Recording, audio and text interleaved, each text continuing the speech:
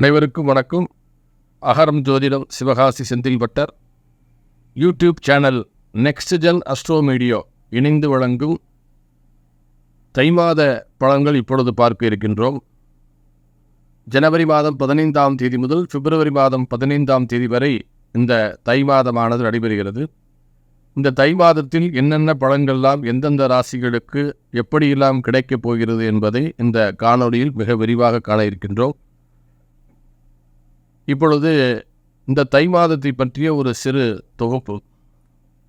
தை மாதம் என்பது மகர மாதம் என்று அழைப்பார்கள்.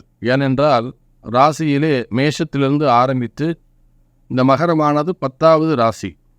அதாவது தை மாதத்திலே சூரிய பகவான் மகர ராசியில் பயணம் செய்வதனாலே தமிழ் மாதங்களில் தை மாதம் என்பதை மகர மாதம் என்று அழைப்பார்கள்.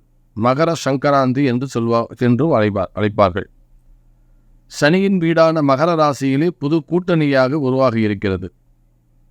மிக சிறப்பான முறையிலே இந்த மகர மாதமானது ஒரு நல்ல மாதம். அதாவது தை பிறந்தால் வழி பிறக்கும் என்று பழமொழி கேள்விப்பட்டிருப்பீர்கள். அதனால தான் பார்த்தீங்கன்னா எந்த ஒரு காரியங்கள் ஆரம்பித்தாலும் தையிலே ஆரம்பித்தால் அதற்குண்டான சரியான வழி கிடைக்கும், அதுக்குண்டான ஒரு நல்ல ஒரு ஆரம்பம் கிடைக்கும் என்று எந்த ஒரு காரியங்களையும் தை மாதத்திலே ஆரம்பிக்க சொல்வார்கள்.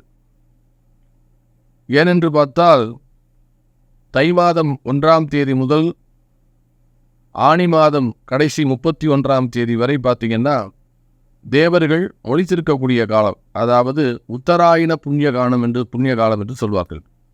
அதே போன்று ஆடி மாதம் 1ஆம் தேதி முதல் மார்கழி மாதம் 30ஆம் தேதி வரை பார்த்தீங்கன்னா தட்சிணாயன காலம் அப்படின்னு சொல்லுவாங்க. தேவர்கள் உறங்குகின்ற காலம். எனவே இந்த தை மாதம் முதல் பார்த்தீங்கன்னா தேவர்கள் முழிக்கின்ற காலமானதால் தேவதா பிரதிஷ்டை கும்பாபிஷேகத்துக்கெல்லாம் மிக உகந்த மாதமாக தை மாதம், பங்குனி மாதம், சித்திரை மாதம், வைகாசி மாதம், ஆனி மாதம், இப்படி தை மாதம் மிக சிறப்பு வாய்ந்த ஒரு மாதம். தமிழர் திருநாளாம் பொங்கல் பண்டிகை தை மாதம் 1ஆம் தேதி, 2ஆம் தேதி, 3ஆம் தேதி 3 நாளும் பார்த்தீங்கன்னா தை பொங்கல், மாட்டுப் பொங்கல், உழவர் பொங்கல் என்று தமிழர்களுக்கு மிக மிக முக்கியமான பண்டிகைகள் வரக்கூடிய மிக உன்னதமான ஒரு மாதம் தை மாதம்.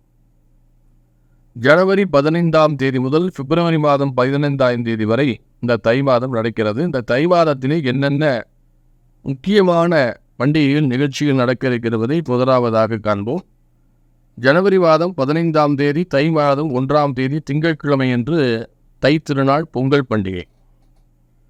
இந்த பொங்கல் பண்டிகை என்று காலை 6 மணிக்கு மேல் 7:25 மணிக்குள்ளும், 9 மணிக்கு மேல் 10:25 மணிக்குள்ளும், மதியம் 12 மணிக்கு மேல் 1 மணிக்குள்ளும் பொங்கல் வைத்துக் கொள்ளலாம். அன்றைய தினம் சோமவாரம் திங்கட்கிழமை. எனவே காலை 6 மணிக்கு மேல் 7 மணிக்குள் சந்திரகோரையிலே மிக சிறப்பான முறையிலே பொங்கல் இடலாம். நல்ல நேரம். அடுத்தார் போன்று பார்த்தீங்கன்னா ஜனவரி மாதம் 16ஆம் தேதி செவ்வாய்க்கிழமை முருகப்பெருமானுக்கு உகந்த நாள் என்று சஷ்டி விரதம் மேற்கொள்ளலாம்.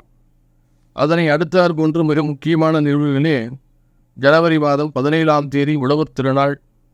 அதனை அடுத்தார் போன்று ஜனவரி மாதம் 20ஆம் தேதி முருகப்பெருமானுக்குரிய கார்த்திகை விரதம் அனுஷ்டிக்கப்படும். ஜனவரி 21ஆம் தேதி ஏகாதசி விரதம் இருப்பவர்கள் இருக்கலாம். ஜனவரி 23ஆம் தேதி அன்று வளர்பறை பிரதோஷமானது வர இருக்கின்றது. அதனை அடுத்தார் போன்று மிக முக்கியமான நிகழ்வு தை மாதம் ஜனவரி மாதம் 25ஆம் தேதி தைப்பூசம், தை பௌர்ணமி மிக சிறப்பான முறையிலே முருகப்பெருமானுக்கு உகந்தது. அதுபோக தைப்பூசமானது யமதர்மனுடைய ஜென்ம நட்சத்திரம். திருப்பைஞ்சிலி, திருச்சியிலிருந்து 15 கிலோமீட்டர் உள்ள அந்த திருப்பைஞ்சிலே யமதர்மன் பாலகனாக பிறந்து இன்றும் சிவபெருமான் பார்வதி தேவியுடைய பாதத்திலே பாலகனாக காட்சி தருக்கிறார்.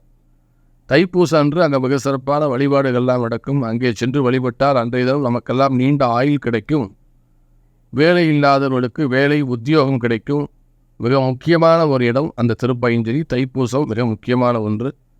அதனை அடுத்தார் போன்று ஜனவரி மாதம் 26ஆம் தேதி நமது இந்திய குடியரசு தினம். ஜனவரி 29ஆம் தேதி அன்று சங்கடகர சதுர்த்தி நடைபெற இருக்கிறது.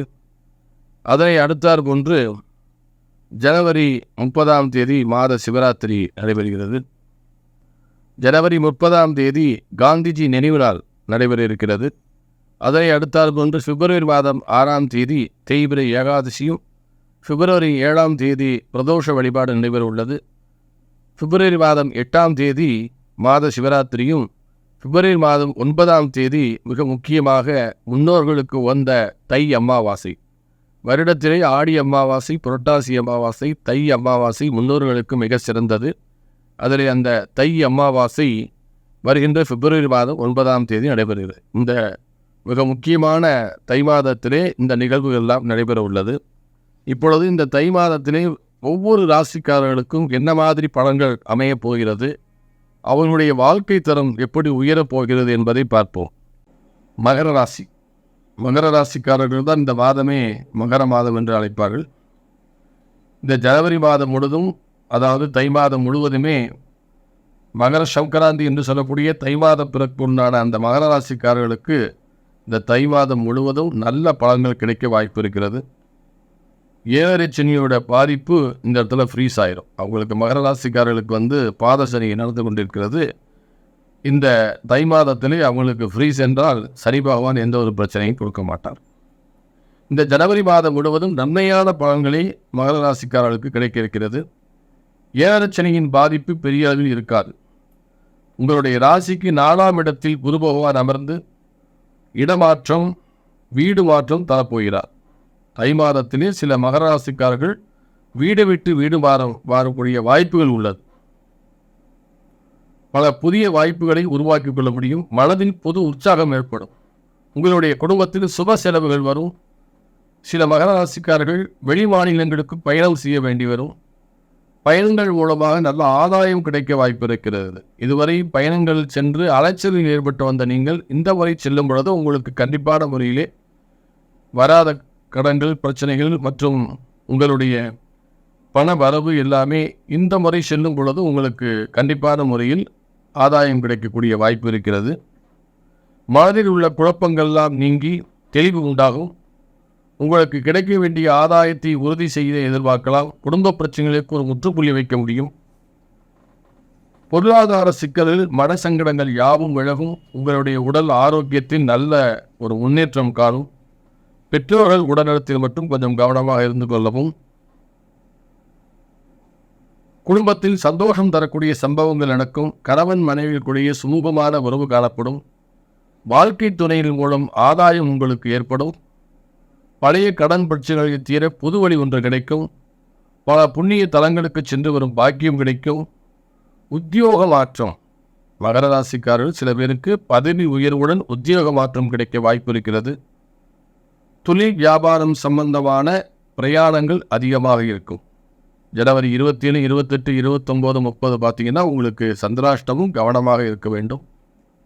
எல்லாமல்ல காவல் தெய்வமாக விளங்கக்கூடிய பைரவரை வழிபடுங்கள். தேய்வரை அஷ்டமியிலும் வளர்வரை அஷ்டமியிலும் அவருக்கு மிளகு தீபம் ஏற்றி செவ்வரளி மாலை சாத்தி அர்ச்சனை செய்து வழிபடுங்கள்.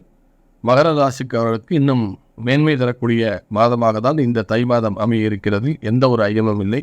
நன்றி.